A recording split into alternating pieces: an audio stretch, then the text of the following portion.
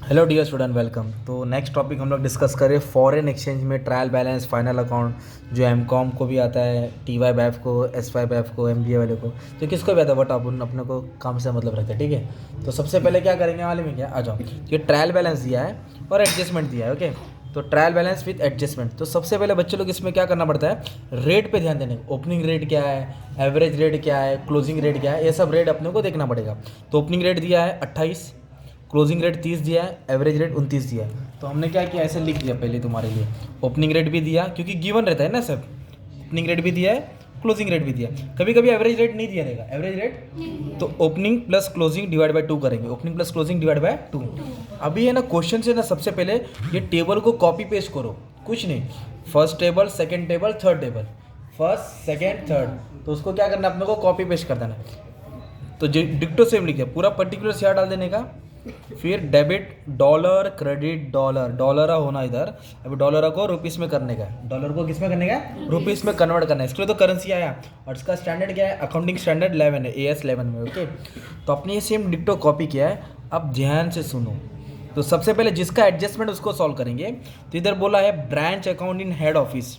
तो क्या बोला है, branch account in head office shows balance. कितना बैलेंस दिया, डेबिट 2,14,500, ये दिख रहा है हेड ऑफिस का बैलेंस। इधर $8,500 है, और इसका अमाउंट रुपीस में दिया, किस में दिया है। तो जो हेड ऑफिस का अमाउंट इधर डेबिट में है ना, किधर अमाउंट, तो इधर भी अमाउंट डेबिट में ही आएगा। तो कितना दिया है, 2,14,500, देखो ना रुपीस का साइन है, तो इधर लिख देंगे 2,14,500, क्योंकि गिवन है, इधर लिख देंगे गिवन। तो और एक का अमाउंट दिया इधर, गुड्स सेंट टू ब्रांच। कितना दिया, 13,12,500, मतलब हेड ऑफिस अमेरिका में सपोज, और ब्रांच इंडिया में। तो हेड ऑफिस अपने इंडिया वाले ब्रांच को गुड्स सप्लाई किया 13,500। तो गुड्स आ रहा है, उसको परचेज भी बोल सकते हैं। और गुड्स फ्रॉम हेड ऑफिस कितना था, $44,000 था, और उसका अमाउंट दिया 13,12,500। ये अमाउंट देखो डेबिट में, किधर है अमाउंट, डेबिट में। तो इधर थोड़ा मिस्टेक हो गया, ये क्रेडिट में था तो उसको क्रेडिट में लिखेंगे, सॉरी डियर स्टूडेंट, ओके। ये क्रेडिट है तो इसलिए किधर है, क्रेडिट में, क्रेडिट था, राइट। और हेड ऑफिस का अमाउंट देखो किधर दिया, डेबिट में दिया है। हेड ऑफिस का अमाउंट कितना दिया है, डेबिट में, तो इसलिए अमाउंट कितना रहेगा, डेबिट में। कितना दिया है, 13,12,500, 13,12,500, 13,12,500, ये अमाउंट यहाँ शो कर दिया, ठीक है। मतलब ये डेबिट दिया है किसके, उसमें हेड ऑफिस के, तो इसलिए उसको क्रेडिट में डालने का। और एक क्रेडिट दिया है, इसलिए क्या करने का, डेबिट में डाल देने का। अभी अपने को क्या करना है, रेट उठाना है। क्या उठाना है, रेट। तो रेट कैसे उठाएंगे मालूम है क्या, आप ध्यान देना। फर्नीचर का रेट दिया है, देखो फर्नीचर का रेट $20 दिया है। कितना दिया है, तो अगर फर्नीचर का रेट $20 दिया ना, तो फर्नीचर की जगह पे 20 लिखना पड़ेगा। इधर क्या लिखना पड़ेगा, 20 गिवन है। तो जो ओपनिंग रेट होता है ना, ओपनिंग रेट वो सिर्फ ओपनिंग स्टॉक को आता है। किसको आता है, ओपनिंग स्टॉक। और जो एवरेज रेट होता है ना, वो आपका ट्रेडिंग और प्रॉफिट लॉस में आएगा। गुड्स मतलब जैसे कि वेजेस, सैलरीज, सेल्स और रेंट, इंश्योरेंस, डेप्रिसिएशन, वो सब के लिए आपको एवरेज रेट लेना पड़ेगा। और क्लोजिंग रेट किसको आएगा, जो बैलेंस शीट का आइटम रहेगा, लाइबिलिटीज और एसेट्स, जो भी लाइबिलिटीज एसेट्स में रहेगा उसके लिए क्लोजिंग रेट आएगा, ठीक है। तो फर्नीचर का रेट गिवन था, इसलिए $20 लिखा। अब किसी का दिया नहीं दिया तो स्टार्टिंग से चेक करेंगे। तो ये क्या दिया है, सेल्स। सेल्स को आप कहाँ लिखते हैं, trading and profit and loss account. Sales को कहाँ लिखते हैं, ट्रेडिंग और, तो इसके लिए एवरेज रेट आएगा। तो सेल्स एवरेज रेट कितना दिया है, 29। एवरेज रेट कितना है, तो इधर लिखेंगे आप 29। ये गुड्स का गिवन है। ये ओपनिंग स्टॉक होता है, क्या होता है ये, ओपनिंग स्टॉक। ये पूरा आइटम मैंने यहाँ लिख दिया ना, तो अभी क्वेश्चन की जरूरत नहीं है। ये ओपनिंग स्टॉक होता है, तो ओपनिंग स्टॉक के लिए ओपनिंग रेट आएगा। ओपनिंग स्टॉक के लिए क्या आएगा, ओपनिंग रेट। तो ओपनिंग रेट कितना दिया है, 29। ओपनिंग रेट दिया 28, तो 28 ओपनिंग रेट है, okay. Average rate 29, closing stock के लिए 30। 2012 ओपनिंग, 2013 क्लोजिंग, एवरेज कितना है, 29, ओके। अब उसके बाद नेक्स्ट क्या दिया, goods from debit, amount direct था। ओपनिंग स्टॉक के लिए ओपनिंग रेट लिया। फर्नीचर एसेट इसका रेट दिया था 20। अब ये कैश है, क्या ये कैश, और बैंक एसेट होता है, क्या होता है, तो एसेट्स के लिए कौन सा रेट आएगा, क्लोजिंग रेट। एसेट्स और लायबिलिटी के लिए कौन सा रेट आएगा, क्लोजिंग। तो इधर आएगा 30, इधर भी आएगा 30। सैलरी तो खर्चा होता है ना, कहाँ का खर्चा होता है, प्रॉफिट एंड लॉस का। तो सैलरी के लिए कौन सा आएगा, एवरेज रेट। रेंट के लिए भी क्या आएगा, एवरेज रेट। इंश्योरेंस के लिए भी 29। Average rate, okay. Outstanding expense liability होता है। आउटस्टैंडिंग एक्सपेंस क्या होता है, तो लायबिलिटी के लिए कौन सा आएगा, क्लोजिंग रेट, ओके, 30। डेटर क्या होता है, एसेट्स। डेटर्स क्या होता है, एसेट्स के लिए क्या रेट आएगा, 30 रेट आएगा। तो ऐसे हमने रेट लिख दिया। तो अभी इसको मल्टीप्लाई करके अमाउंट डाल देंगे। तो $61,000 है, उसको रेट कितना है 29। इन दोनों को मल्टीप्लाई कर देंगे तो ये अमाउंट देखो क्रेडिट है, किधर है अमाउंट, तो क्रेडिट में ही लिखना है, इधर आएगा 17,69,000। ओके, फिर ये गुड्स फ्रॉम हेड ऑफिस दिया था, अभी ओपनिंग स्टॉक 8,500 डेबिट में है $28, तो इन दोनों को क्या कर देंगे मल्टीप्लाई कर देंगे, तो 2,38,000 ऐसा आ जाएगा। फिर फर्नीचर 9,218, तो इसका अमाउंट डेबिट में आएगा। फिर 250 को किससे करेंगे 30 से करेंगे, तो ये आ जाएगा 7,500। फिर 1250 को 30 से कर देंगे 37,500। फिर 28 को 29 से कर देंगे 81,200। फिर 1200 को किससे कर देंगे 29 से कर देंगे एवरेजर 34,800। फिर 150 को किससे कर देंगे 29 से कर देंगे 4,350।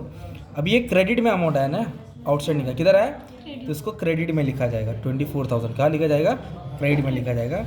और ये डेटर्स डेबिट है तो इसको मल्टीप्लाई करके डेबिट में आ जाएगा। ठीक है, तो ऐसा तुम्हारा ये कॉलम बन गया, डॉलर डेबिट और क्रेडिट तुम्हारा क्या हो गया बन गया। ठीक है, तो इसके बाद क्या करना है आपको मालूम है कि इसको बैलेंस करना है, तो एक रेट आएगा, या तो डेबिट ज़्यादा होएगा या तो क्रेडिट ज़्यादा होएगा। तो ये वाला बैलेंस मैं बाद में कराता हूँ, पहले पोस्टिंग करा के टाइम बचाता हूँ तुम्हारा, ताकि तुमको अच्छा लगे। एक एंट्री बाकी इधर का। ठीक है, अब सुनो, ये हो गया ना, तो इसकी पोस्टिंग आपको सिंपली यहाँ करना है ना बच्चे लोग। तो ये हेड ऑफिस अकाउंट लाइबिलिटी में आता है, नहीं क्या, जो अपना कैपिटल अकाउंट होता है ना फाइनल अकाउंट में, वो इसको ही बोलते हैं हेड ऑफिस अकाउंट। अमाउंट देखो क्रेडिट में दिया, कहाँ दिया इसका अमाउंट क्रेडिट में दिया, तो उसको क्रेडिट में लिख देंगे 2,14,500। तो ये किधर आ जाएगा अपना ये वाला पार्ट लाइबिलिटीज में आ जाएगा।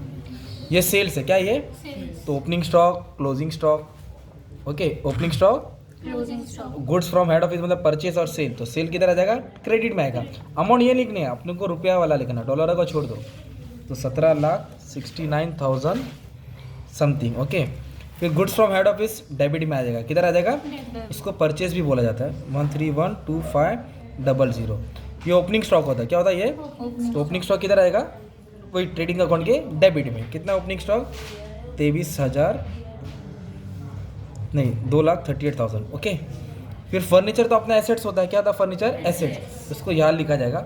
और फर्नीचर पे ना डेप्रिसिएशन बोला है, अमाउंट ये वाला लिखना है। ठीक है, फर्नीचर पे डेप्रिसिएशन बोला है, तो अपन डेप्रिसिएशन बाद में सॉल्व कर लेंगे, समझा। तो कैश भी क्या होता है एसेट्स, और बैंक भी क्या होता है एसेट्स, तो इधर लिखेंगे कैश, इधर लिखेंगे बैंक। तो कैश कितना दिया है 7,500। ओके, और बैंक बैलेंस कितना दिया है 37,500। अभी दिया सैलरीज, क्या दिया है, तो सैलरीज तो ऑफिस का खर्चा होता है तो प्रॉफिट एंड लॉस में आ जाएगा। रेंट भी ऑफिस का खर्चा होता है, प्रॉफिट एंड लॉस में आएगा। सैलरीज 81,200 और रेंट का कितना है 34,800। और ये क्या दिया इंश्योरेंस, क्या दिया ये, तो इधर लिख देंगे इंश्योरेंस, क्या लिख देंगे इंश्योरेंस 4350, क्योंकि ये ऑफिस का खर्चा हो गया ना। इधर तक तो 12th का जा रहा है राइट, एंट्री इसका ही करना है। अब दिया आउटस्टैंडिंग एक्सपेंस, आउटस्टैंडिंग एक्सपेंस आपका लायबिलिटी होगा, क्या होगा आपका आउटस्टैंडिंग एक्सपेंस को लायबिलिटी में लिखेंगे 24,000। और डेटर्स क्या होता है अपना एसेट्स, डेटर्स क्या होता है एसेट्स। डेटर्स का अमाउंट कितना दिया है 94,500। तो ये आपने किसका पोस्टिंग किया टेबल का। न्यू क्या है हेड ऑफिस अकाउंट लायबिलिटी में आएगा और goods from head office purchase होता है। ओके, तो अभी एडजस्टमेंट में क्लोजिंग स्टॉक डेप्रिसिएशन आरडीडी ये सब दिया रहेगा डियर स्टूडेंट्स। तो कैसे आ जाओ, हेड ऑफिस 2,14,500 चल इधर आ गया। फिर गुड्स फ्रॉम हेड ऑफिस ये टॉप में लिख दिया। ओके, फिर फर्नीचर पे क्या बोला 10% डेप्रिसिएशन, कितना परसेंट बोला, तो अब इस पर 10% डेप्रिसिएशन माइनस करेंगे, तो इधर लिख देंगे माइनस डेप्रिसिएशन 10%, तो यहाँ आ जाएगा 18,000। कितना आ जाएगा 18,000, दोनों का माइनस कर देंगे 1,62,000 आ जाएगा, है ना। फिर डेप्रिसिएशन का 10 रुपये, डेप्रिसिएशन का 10 रुपये पीएनएल के डेबिट में आ जाएगा, किधर रहेगा, इधर लिखेंगे टू डेप्रिसिएशन ऑन, क्या लिख देंगे फर्नीचर, कितना 18,000। ये भी बेसिक हो गया सिंपल। फिर इधर बोला है डेप्रिसिएशन के बाद ये स्टॉक क्लोजिंग स्टॉक दिया, क्या दिया है कितना डॉलर दिया है $7,500। कौन सा स्टॉक दिया है क्लोजिंग स्टॉक। तो जो क्लोजिंग स्टॉक होता है वो ईयर एंड में होता है, जो क्लोजिंग स्टॉक होता है वो ईयर एंड में होता है। तो ईयर एंड का रेट कितना है 30, तो क्लोजिंग स्टॉक के लिए क्लोजिंग रेट, क्लोजिंग स्टॉक के लिए क्लोजिंग रेट, तो 30 से क्या कर देंगे इसको मल्टीप्लाई कर देंगे, तो मल्टीप्लाई कर देंगे तो 2,25,000 आ जाएगा। कितना का 2,25,000, ये हो गया तुम्हारा क्लोजिंग स्टॉक, क्या हो गया क्लोजिंग स्टॉक। और फिर क्लोजिंग स्टॉक का दूसरा इफेक्ट किधर आएगा एसेट्स में, क्लोजिंग स्टॉक का दूसरा इफेक्ट किधर आ जाएगा, एक तो पहले ट्रेडिंग के क्रेडिट में आएगा और दूसरा इफेक्ट किधर आ जाएगा एसेट्स में। जैसे लिखेंगे क्लोजिंग स्टॉक मल्टीप्लाई करके कितना है डॉलर था ना ये, तो 2,25,000, कितना है 2,25,000 सिंपल। और क्या बोला है इधर, फर्नीचर का $20 था, पहले लिख लिया, opening rate, closing rate, average rate.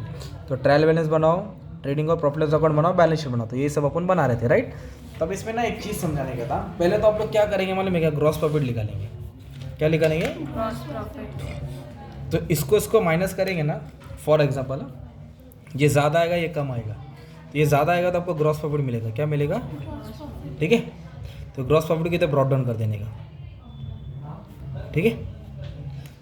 इसको मतलब ये 100 है, ये 70 है, तो 100 में से 70 के तो 30 आएगा ना, तो इसको इधर ट्रांसफर कर दे। अभी एमकॉम में आ गए, टीवाई बैफ में, इतना तो नॉलेज आ गया, राइट। अभी एक बैलेंस है ना, इसको करने का था, मैंने नहीं किया, क्योंकि ये तुम्हारा पोस्टिंग होगा ना, इसके बैलेंस के चक्कर में अगर टाइम लास्ट रहेगा तो पेपर छूट जाएगा ना तुम्हारा, तो इसको भी बैलेंस करना पड़ता है।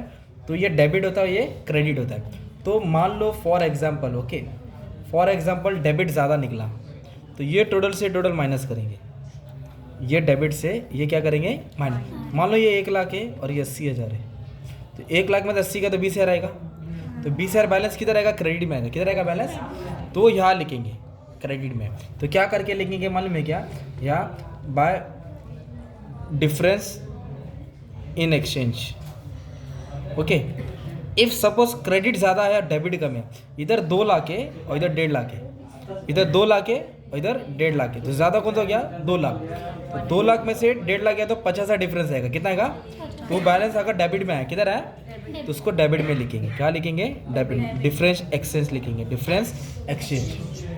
तो अभी किधर भी आएगा, जब ये पोस्टिंग करने के बाद फिर सॉल्व करेंगे, इसको सॉल्व करेंगे, तुमको नेट प्रॉफिट मिलेगा। क्या मिलेगा? Net profit. जैसे ग्रॉस प्रॉफिट लिखा वैसे नेट प्रॉफिट आ जाएगा। मतलब ऐसे ये टोटल से टोटल माइनस किया था, तुमको क्या क्या मान लो, नेट प्रॉफिट। ये नेट प्रॉफिट को हेड ऑफिस अकाउंट के साथ ऐड कर देंगे। क्या कर देंगे? ऐड कर देंगे। ये नेट प्रॉफिट यहाँ क्या कर देंगे, ऐड कर देंगे, तो ये बैलेंस बाहर आ जाएगा। फिर तुम्हारा सम क्या हो जाएगा, टैली हो जाएगा। क्या हो जाएगा? 15 मार्क जेब में हो जाएगा ना। तो ऐसे एक क्वेश्चन और देता था, आप प्रैक्टिस कर लेना, ठीक है। तो एक क्वेश्चन देना है तो ये वाला ले लो, ओके। ये क्वेश्चन है तुम्हारा, सेल्फ प्रैक्टिस का हो जाएगा, ठीक है। Thank you very much.